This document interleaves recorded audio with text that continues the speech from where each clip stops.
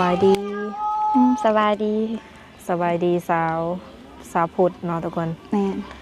บ่ได้เห็นหน้าเห็นตานี่ถือว่าโดนพอสมควรห่างหายไปโดนเนาะเป็นแนวไหนคิดฮอด FC อยู่บ่คิดฮอดอยู่ ช่วงที่ว่าแบบเงียบไปนี่ก็คือไปเฮ็ดงานหรือว่าจังได๋ก็อยู่บ้านนี่แหละเลี้ยงลูกบ่ได้เฮ็ดหยังอ๋อช่วงขายนี้เลขขายเบอร์นี่แหละโอ้ไปเป็นแม่ค้าบ่เดี๋ยวนี้แม่นคนนะหาเงินเลี้ยงลูก ก็อยู่บ้านตอกๆแตกๆเฮ็ดนั่นเฮ็ดนี่แหละอยู่ไกลลูกไปก่อนเนาะส่วนแม่นลูกยังน้อยเด้เป็นสาวสิว่าในสาวโสดที่ว่าเคยเปิดใจแล้วเนาะทุกคนแต่ก็สิขออนุญาตถามคืนเพราะว่ามันโดนแห้งเนาะสำหรับ FC ใหม่ก็อาจสิบ่ฮู้จักว่าเจ้าเป็นไผตอนนี้อายุจักปีตอนนี้บ่5ก็ครบ27ปีเดือนนี้แหละเดือนเกิดเดือนผ่านมาเคยสั่งครอบครัวแล้วเนาะเป็นแม่ห้างแม่ห้างเนาะทุกคนลูกนี่ได้จะขวบแล้วตอนนี้ปี7เดือนกับ7ปีกับ6ปี2 คนแม่นผู้หญิงกับผู้ชายโอ้เลี้ยงลูก2 คนเลยคนนะ คนหนึ่งก็ใหญ่แล้วอีกคนหนึ่งก็ยังกินนมอยู่แม่นบ่คนหนึ่งยังกินนมอยู่น่าจะเบิดปีนี้ก็จะให้เรากินแนวใหม่แหละแต่ว่าเป็นนมอันนั้นตินมเสริมนมผงนะบ่แม่นมผงนมไฮคิวเรากินเราถือแต่นมอันนี้อ๋อ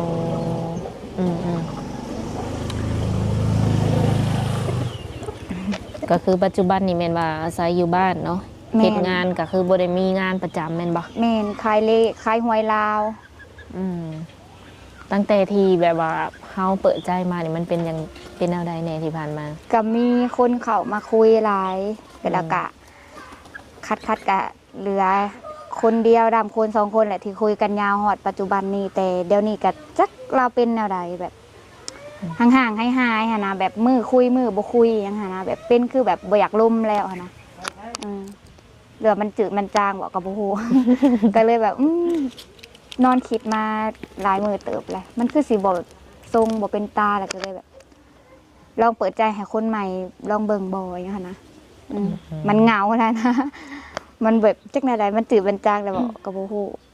เพิ่นแบบว่าบ่เพิ่นบ่ค่อยคือเก่าเบอร์แมนเพิ่นบ่คือเก่าแบบบ่ทักบ่คุยหยังสินะแบบซื่อๆอยู่ถามหยังกับแบบถามคำตอบคำมื้อเทื่อก็ฮอดบ่ตอบสินะก็บ่ฮู้ว่าเป็นย้อนหยังแต่กี้ก็คุยดีอยู่นะแต่เดี๋ยวนี้ก็แบบเปลี่ยนไปหั่นแหละเฮาก็เลยแบบเปิดใจคนใหม่ดีบ่นะคิดอยู่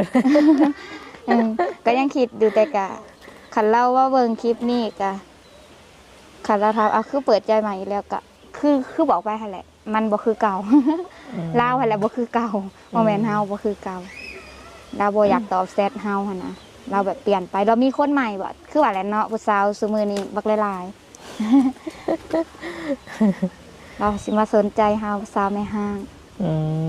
ก็มีการแบบน้อยอกน้อยใจอยู่น้อยใจหั่นแหละน้อยใจหั่นแหละโดยคือแบบว่าเมื่อก่อนเพิ่นก็โอเคดีกว่านี้บ่แบบคุยกันดีอย่างสินะก็แบบต่างคนต่างให้คำปรึกษากันมีหยังก็เว้ากันแต่เดี๋ยวนี้แบบบ่ค่อยได้คุยเลยได้เห็นตัวจริงกันอยู่บ่สะพดบ่เราบ่เคยอยากมาหาล่ะค่ะเวลาเฮาอยากไปหาเราก็บ่ได้เคยอยากให้ไปแล้วก็มีแต่แบบมาก็ได้แต่ก็เคยไปหาเราได้แหละไปแต่ก็บ่ได้เห็นกันเราก็มีแต่แบบบ่มีเวียกนั้นแนวนี้อีหยังหั่นน่ะนี่แต่เวลาซอยค่าเดินทางให้เงินซื้อข้าวต้มขนมยังซื่อๆแต่เราบ่มาเห็นเราบ่มาพอหั่นน่ะเราบ่มาพบกันหั่นน่ะเราบ่ได้กระตือรือร้นที่แบบอยากจะเห็นเฮาหรือว่าอยากมาหาอย่างนั้นขณะเฮาไปหาเราเฮายังบ่ได้เห็นบ่เห็นยังบ่เคยเห็นตัวจริงกันบ่เคยเห็นกันเคยแต่โทรเห็นหน้ากันคือโทรเห็นหน้ากันยังนับเถื่อก็ได้บ่ฮอดหาเถื่อแต่ว่าคบกันรวมกัน 6-7 เดือนนะบ่ฮอดหาเถื่อซ้ำบ่จักบ่ทันก็คันสิฮอดก็คือสิบ่จื้อนะส่วนหลายมีแต่แชทซื่อเซตกันกับจนจื้อคำได้ว่ามีว่ายังไงคุณนะเห็ดยังอยู่กินข้าวและฟันดีส่วนไรก็ไม่ทำนี่แล้วก็ส่งหูแบบว่าคือแบบว่านั่นแหละ หุบนั่นหุบนี่มาให้ซื่อๆก็เบิดเออ เท่านั้นแหละความสัมพันธ์แบบจักแนวใด บ่ชัดเจนนะเฮายังบ่ฮู้ซ้ำว่าเฮาสิฝากชีวิตกับเราได้บ่นะเฮาก็เลยบ่มั่นใจเฮาก็ลังเลหลายเดือนละเฮาก็เลย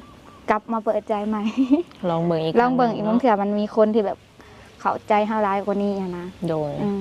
คือการเปิดใจรอบนี้นี่พร้อมสร้างครอบครัวเลยบ่หรือว่าอยากสร้างได้อยากสร้างแล้วอยากมีแล้วเพราะว่ามันกระโดนเติบแหละสิขาวปีแล้วเนาะสำหรับคนอื่นสิขาวเดียวแต่สำหรับข่อยมันโดนนะข่อยแบบบ่สิ้นกันที่แบบอยู่คนเดียวข่อยแบบข่อยก็อายุ27ปีแล้วนะข่อยอยากสร้างอยากซาแล้วนะอยากมีคนพาสร้างพาซามีคนแบบพาเฮ็ดพาหาแหละมีหยังก็เฮ็ดนะเพราะว่าเฮาบ่ได้น้อยๆแล้วนะ27ปีแล้วกันบ่อยากเริ่มต้นสร้างซาแล้วเนาะแม่ลูกก็2 ปีแหละสิเขา2 ปีอีกผู้หนึ่งก็6 ปีแหละแล้วต่างคนต่างใหญ่แหละคือลูกเต้าในเพิ่นก็บ่ได้สิว่าในกีดกันบ่คันว่าเจ้าสิเริ่มต้นชีวิตใหม่ลูกเพิ่นก็บ่ได้ว่าแนวใดแบบจักสิว่าแนวใดแหละเพิ่นยังว่าบ่เป็นหั่นนะหาแต่ว่าความรู้สึกแม่เนี่ยก็คือแบบเพิ่นตามใจแม่น่ะแม่มีความสุขในแล้วก็เฮ็ดเอาโลดหั่นนะสมมุติพาเล่นเฮือนเล่นซ่านกับพาเพิ่นเอิ้นพ่อเอิ้นป้าเอิ้นหยังเพิ่นก็สิเอิ้นหั่นนะเพิ่นบ่ได้กีดกันดอกขอแต่ว่าดีกับเพิ่นบ่สั่งเพิ่นละพ่อแหละก็เคยเว้ากับแม่อยู่ว่าแม่ลอยบ่มีพ่อใหม่บ่แม่ลอยบ่มีพ่อใหม่บ่อันนี้บ่เอาบ่ว่าฉันมีได้สาเหตุแนวใดมีก็เฮาก็แพงเฮาก็เอิ้นพ่อเพิ่นก็ว่าซี่นะพอแต่ซื้อขนมให้เฮากินเพิ่นก็ว่าซี่นะเพิ่นก็ว่าซี่นะน้อยอยู่6 ปีอยู่แต่เป็นเว้าคือผู้ใหญ่นี่ลูกชายก็ฮู้ความเพิ่นเฮียนบ่เฮียนปีนี้กับป.2 เด้เฮียนอยู่เฮียนจีนเฮียนเพิ่มนำเฮียนก็เก่งเฮียนก็ฮู้ความผู้ใหญ่นะผู้น้อยก็คือสิฮู้คือกันนั่นแหละแต่ยังน้อยยังเว้าบ่เป็นฮู้อยู่เนาะได้กินแห้งแล้วได้ตักน้ำใส่ปากได้เลยลูกก็สมมุติว่าเอากับข่อยก็สบายแล้วได้ลูกฮอด2 คนเลยได้มาปุ๊บก็ได้ใส่แห้งปั๊บเลยสมมติว่ามีอะไรเนาะคนอยากได้เจ้าจังซี่นะคือเพิ่นให้เพิ่นมาอยู่พี่บ่หรือว่าเจ้าจะไปอยู่กับเพิ่นบ่อนใดมันมีบ่อนซอกบ่อนหาก็สิอยู่บ่อนหั่นแหละคือมาบ้านเฮานี่ก็คือสิก็มีบ่อนซอกบ่อนหาข่อยก็เป็นทุกอย่างสินะเป็นเขาก็ไปเรียนเสริมสวยมามาเปิดห้านเสริมสวยบ่หรือว่าเขาเป็นอันแปลงรถเป็นตัดผมนู่นนี่นั่นมาสิมาซื้อดินซื้อดอนเฮ็ดตั้งห้านข่อยก็ขายเครื่องเปิดห้านเสริมสวยเราก็เฮ็ดแป้งรถบ่นู่นนี่นั่นก็ได้แนวนี้ก็ได้หรือว่าเขามีบ่อนซอกบ่อนหาอยู่พุ่นก็ถ้ามาข่อยสิไปอยู่พุ่นบอกก็บ่ข่อยก็สิเที่ยวเอาแหละเพราะว่าลูกข่อยอยู่พี่เด้คันให้เอาลูกไปอยู่พุ่นนำคือสิยากค่ะนะเพราะว่าลูกยังน้อยข่อยก็อยากให้ลูกอยู่พังพี่หลายๆกว่าให้อยู่นำพ่อเฒ่าแม่เฒ่าเอาพ่อเฒ่าแม่เฒ่าก็คิดฮอดเพราะว่าเพิ่นก็บ่ได้มีไผเด้เบิดในเฮือนนี่ก็ยังอยู่แต่กันแต่4 5 คนไอ้น้องก็เขาเฮ็ดเฮือนเฮ็ดซ่านนี่ครอบครัวเบิดแหละคันสมมุติไปอยู่พุ่นก็คือสิได้เที่ยวไปเที่ยวมาแหละสิบ่ได้อยู่ประจำคันว่าลูกอยู่พี่เลยสบายแม่นบ่เที่ยวไปเที่ยวมามันก็ง่ายแม่เพิ่นเข้าโรงเรียนเด้คันว่าย้ายมันอยู่พี่ก็สิสบายหลายเติบแนวเฮ็ดแนวหาก็ถามว่ามีบอกก็มีได้ข่อยแบบข่อยเป็นคนที่แบบมักเฮ็ดมักหาอยู่แล้วหั่นนะแบบบ่ตายดอกอยู่กับข่อยซินะข่อยก็พามาซื้อดินซื้อดอนมีทุนมีฮ้อนแล้วก็ต่างคนต่างมีแล้วก็พากันซื้อดินซื้อดอนแล้วก็เฮ็ดห้านเฮ็ดโฮงเจ้าจะเป็นแบบนั้นบ่เจ้าเฮ็ดรถอันแป้งรถอีหยังเป็นบ่หยังหั่นนะเขาก็เปิดห้านเฮ็ดนำกันอยู่นำกันนั่นแหละก็ได้คันอยู่พี่แม้ว่าเจ้าเองก็มีอาชีพติดตัวแม่นข่อยเป็นข่อยอันนั้นเด้ข่อยเรียนเสริมสวยมาเด้ข่อยก็พอเป็นอยู่แต่ว่าช่วงนี้ยังบ่ได้เฮ็ดมันยังยากหลายอย่างยังยากลูกน้อยแน่ก็ยังบ่ทันได้เฮ็ดถ้าสมมุติว่ามีคนมาลมมีคนแบบอยากพาเสร็จภาษากะ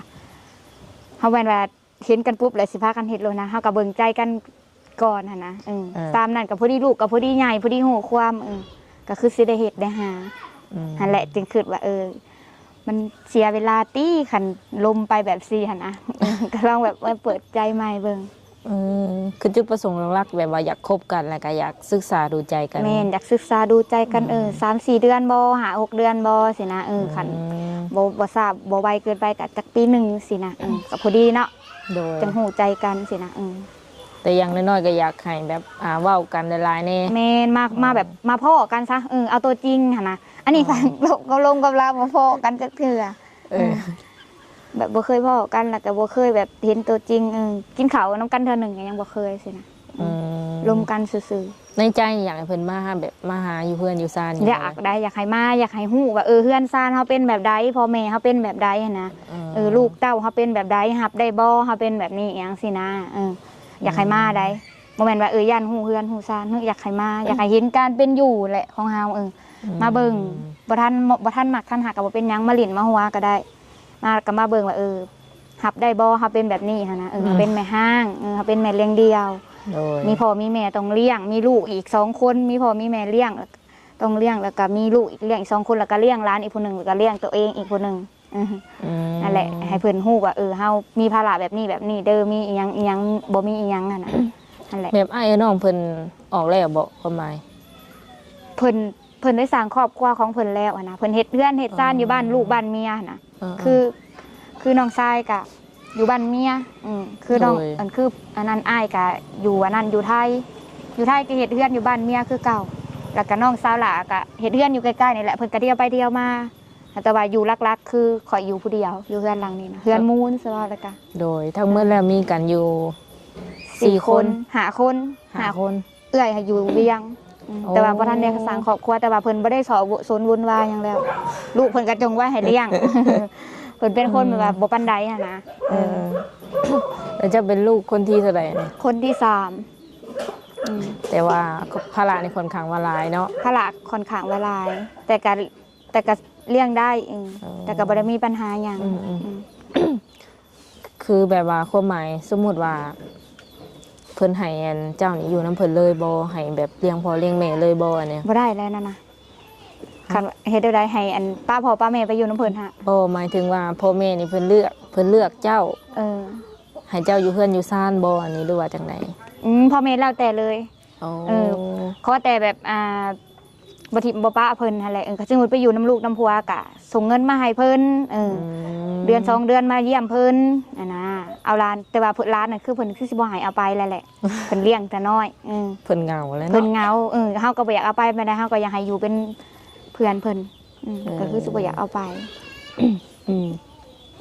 คือตอนนี้นี่เอาง่ายๆกับสาวพุทธนี่เพิ่นโสดเนาะทุกคนก็เลยว่าอยู่เลี้ยงพ่อเลี้ยงแม่ไปก่อนอยู่เพื่อนกบเพื่อนเข้าได้นี่เนาะแม่นเพื่อนกบเพื่อนเข้าโดยหรือว่าที่เป็นเพื่อนเจ้าเองก็มีบ่ที่เป็นสินสมสารกับคนเก่าอย่างซี่นะบ่มีแต่เงินค้ำเล็กๆน้อยๆหั่นแหละในบัญชีมีเงินในบัญชีมีแบบอันนั้นเล็กๆน้อยๆพอได้เลี้ยงพอเพียงไงพอได้แห่แบบแห่ทงแห่ถ่ายได้ไปห้องหมอมีอยู่ลำเล็กหรือน้อยบ่พอลำบากปานใดนะบ่มีดินบ่มีเฮือนบ่มีซ่านมีแต่อยู่น้ำพ่อน้ำแม่เฮือนโกะเฮือนเข้าเฮือนมูลเฮือนมังนั่นแหละแบบผู้ใดอยากมาอยู่ก็ได้หั่นนะโดยคือลูกนี่เจ้าเป็นคนเลี้ยงเองทั้งเบิดเลยค่าใช้จ่ายแม่นเจ้าแม่นเลี้ยงเองหรือว่าพ่อเก่าเพิ่นส่งบ่ก็เล็กๆน้อยๆก็บ่ถือเขาก็บ่ได้ทิ่มบ่ได้ปะสินะเวลาข่อยหาบ่ทุกบ่ทันข่อยบ่มีอลีอีหลอมันหามีดอกมื้อที่เฮาบ่มีอลีแล้ว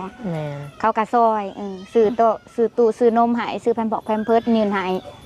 4-5 แสนก็พอได้ใช้บ่ได้ประมาทปู่ย่าก็มาอยู่มาหาอยู่มาแวะมาส่งอยู่ข้าวน้ำ3ปลาเพิ่นก็ซีมาให้กินพอได้กินเพิ่นบ่ได้ทิ่มได้ปะถึงสิปะกับลูกเขาก็ปู่ย่ายังดีนำอยู่ยังเลี้ยงลูกซอยอยู่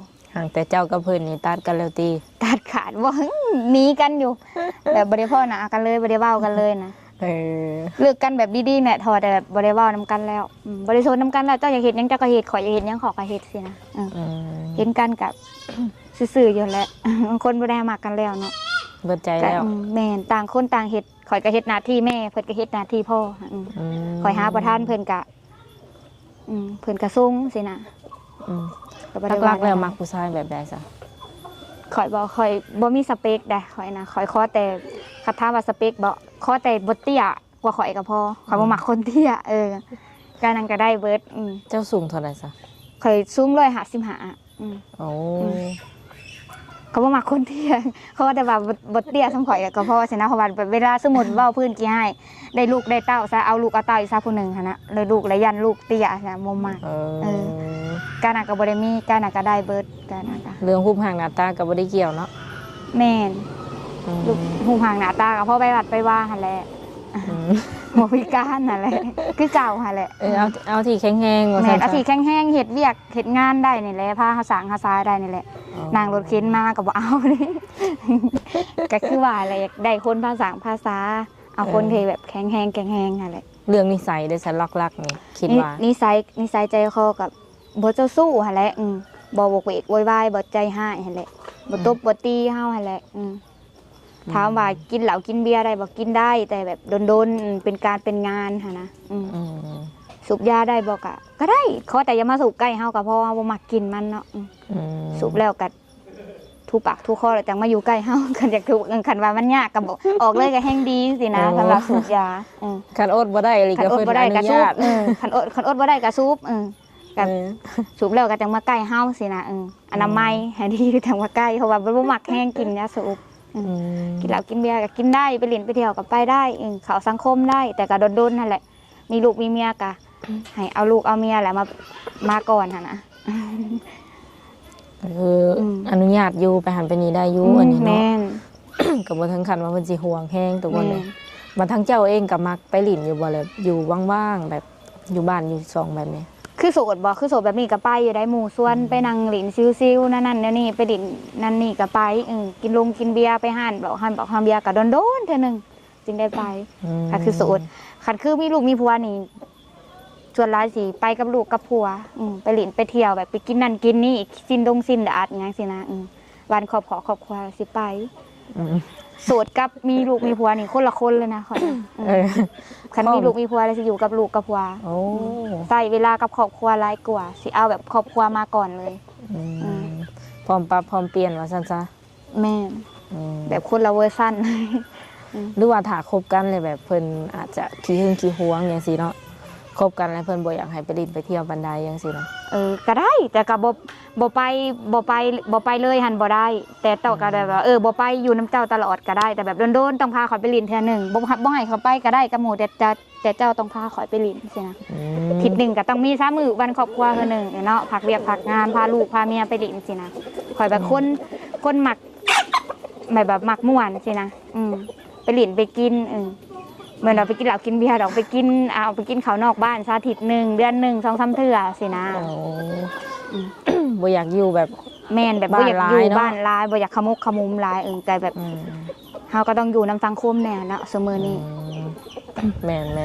ก็คือช่องทางติดต่อนี่คือยังคือเก่าบ่ลายเก่าบ่หรือว่าแม่นยังคือเก่ายังอันเก่าหั่นแหละโอ้ลายเก่าตั้งแต่ข่อยมาถ่ายตะกี้เพิ่นบ่แม่โอ้ในช่วงนี้ก็คือเพิ่นสามารถโทรหาได้ตลอดบ่หรือว่าสามารถโทรหาได้ช่วงใดโทรกะส่งแรงๆซ้ำนี่ระว่างพอดีซ้ำนี่ระว่างก็คือจะมาแบบนี้ระว่างเฮ็ดแรงเฮ็ดง่ายแล้วก็โทรมาก็ได้ 7-8 โมงโอ้ 3-4 โมงขึ้นไปเนาะแม่นเรื่องกับข้าวกับน้ำนี่เจ้าดูแลบ่เลยบ่อยู่เฮือนแม่นตอนแรกมาซ้ำนี่ก็จะน้อยก็ไปลงตลาดให้แม่เลยก็ถามเพิ่นสิกินหยังซื้อนั่นซื้อนี่ลงตลาดมื้อละเทื่อซื้อมาแล้วก็ซื้อเพื่อตอนเช้าตอนเพลนเลยแต่แรงมาแบบนี้ก็ลงใหม่ลงคุมือตลาดคือยามเฮ็ดยามฮ้อนบัดนี้ก็คือสิได้กินแต่เฮ็ดตามเทศกาลแม่นบางมื้อก็น้องเพิ่นอยู่ใกล้ๆเพิ่นซื้อมาส่งบางมื้อก็หัดน้อยเทื่อดอกดำน้อยเพิ่นก็ครอบครัวเพิ่นเด้เพราะเฮาบ่มีครอบครัวนะเฮาก็เลี้ยงพ่อเลี้ยงแม่ไปก่อนมีก็เลี้ยงคือเก่าแหละพ่อแม่แม่กับข้าวกับน้ำซื้อมาแล้วก็เฮ็ดเองแบบนี้บ่แม่เฮ็ดเอาลูกเขาก็บางเทื่อคอยเฮ็ดกับแม่เอาลูกเด้พอมียังลูกยังน้อยเด้เปลี่ยนยังความแบรนด์ความย่างเปลี่ยนกันนั่นแหละบ่คอยเฮ็ดกับแม่เฮ็ดเท่าพ่อกับเท่าแม่อายุประมาณเท่าไหร่ตอนนี้แม่ประมาณ60ปลาย65บ่แม่ฮอดเสยเนาะแม่65บ่ประมาณนี่แหละหรือว่าพ่อก็50ปลายนี่แหละใกล้สิเข้า60นี่แหละพ่อน้อยกว่าแม่ทางแม่เพิ่นเป็นคนตัวน้อยเนาะแม่เป็นคนตัวน้อยคือกันก็ข่อยแหละก็เบิ่งก็คือแบบทรงอายุสิบ่ฮอดจังซี่แม่นไผก็ว่าเราบ่ทันฮอดพ่อกับแม่ยังแข็งแรงดีปกติพ่อแม่ยังแข็งแรงดีไปนั่นไปนี่บางเทื่อไปเวลาแบบไปบ้านนั่นบ้านนี่ เป็นย่างหยอกๆแยกๆได้อยู่นั่น เส้นเลือดในสมองแตกเนาะ แม่ล่มเพิ่นไปห้องหมอลาวเวียดเพิ่นว่าอันนั้นเขาว่าเส้นเลือดในสมองแตกก็ว่าคือเพิ่นหั่นแหละเพิ่นก็ยังย่างได้ปกติเฮ็ดนั่นเฮ็ดนี่ย่อนอกย่อน้ำได้เฮ็ดเวียกในเรือนในซานซอยลูกซอยเมียได้อยู่เกลือเป็ดเกลือไก่ได้ปกติซอยตัวเองได้เบิดทุกอย่างทอดได้แบบเราไปนั่นไปนี่นั่นไกลเลยอย่ามันยากๆนะแต่ว่าก็ไปได้หั่นแหละแต่ก็ยากบ่คือตะกี้เราขับรถได้เดี๋ยวนี้มีแต่แม่ไปใช้กับมีแต่แม่พาไปตะกี้นะพ่อพาไปเราขับรถเองก็ได้ขับรถเองก็ได้ยุ่งเอาไปหายเราครับมันยันเราล้มหมดเราเขายอกแขกแยกไปเลยมันก็บ่คือเก่าอะนะอย่างละกระทะเอาแน่อะไรก็ระมัดระวังไปก่อนเนาะแม่ให้หน้าตะกร้านี่ก็ได้เห็ดบอกบ่ได้เห็ดแล้วเพราะว่ามีแต่หลานมีแต่ลูกมีแต่หลานผู้ใหญ่ก็มีแต่ข่อยผู้เดียวพ่อกับแม่กระทะเอาเลยให้หน้าตะกร้าบ่มีบ่กับบ่ฮู้นำพ่อบ่ได้ถามเพิ่นบ่ได้ส่งแต่ละปีนี่คือบ่ได้เห็ดนาเนาะแม่นก็มีแต่หาเงินแบบซื้อข้าวเอาแม่นซื้อข้าวเอาเสาก็บ่ได้เปลืองปานใดหรอกอยู่เวลาคนเดือนละสอบหนึ่งหา600,000ก็กุมเดือนอยู่พอไข่ก็ไม่ได้สู่กินไม่ได้สู่กินข้าวพอก็แม่เพิ่นก็มื้อละโล2 โลซั่นแหละบ่ได้เปลืองโดยข้าวน้ำซ้ำตายเนาะอยู่เนาะกินบ่ได้ยากปานใดเพิ่นกินสบายอยู่สบายลักๆแล้วคิดว่าตัวเองเป็นคนนิสัยใจคอแบบใดเป็นคนสบายซิวๆเป็นคนที่แบบบ่มักสอกับเรื่องคนอื่นแต่ก็บ่มักให้คนอื่นสอเรื่องตัวเองปานใดนะแบบมักอยู่แบบสบายอยู่แบบอยู่ไผอยู่มันอยู่แบบพอเพียงนะมีกินก็กินบ่มีแล้วก็อยู่บ่เหมาะแม่ไปสินะบ่มักสอเรื่องคนอื่นเป็นคนบ่หึงบ่หวงเป็นคนมักให้อิสระคนอยู่แล้วเพราะแต่ว่าให้คิดเอาหั่นนะแบบ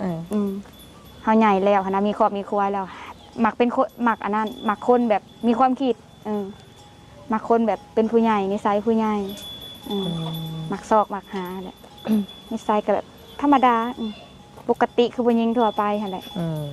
อยากได้อยากมีอะไรเห็นลูกคงมีลูกมีเต้าแล้วเนาะก็บ่ถึงขั้นว่าสิขี้หึงขี้หวงเนาะแม่นบ่หึงบ่หวงแต่ก็ให้ฮู้คิดนั่นแหละเพราะว่าเฮาบ่หึงบ่หวงก็บ่แม่นว่าสิลิ้นสิกินได้หั่นนะแต่จะก็ฮู้ว่าเจ้ามีลูกมีเมียแล้วก็สมมุติว่ามีหั่นนะให้คิดเอาใหญ่แล้วนะก็ประมาณนั้นเนาะทุกคนสุดท้ายนี่เนาะมีหยังแบบอยากฝากถึง FC ใหม่เนาะที่ว่าเพิ่นสิเข้ามาคุยกับเฮาบ่ขอคนจริงใจขอคนพาเฮ็ดภาษามาขอยังหลายโอเคเนาะทุกคนก็สิได้ขออนุญาตโอลมกับสาวพุทธเพิ่นประมาณนี้ก่อนเนาะบรรยากาศอยู่เพื่อนเพิ่นก็ถือว่าดีเนาะมีเป็ดมีไก่มีงวงอยู่คอยสวัสดีโลสิเหยียบคออยู่แบบธรรมชาติแฮงทุกคนธรรมชาติมื้อหน้ามื้อไหนคันว่า FC ให้มาหาใหม่หรือว่าแนวใดก็สิได้ขออนุญาตมาใหม่เนาะสำหรับคลิปนี้ก็สิได้ขอตัวจบไว้ก่อนสบายดีสบาย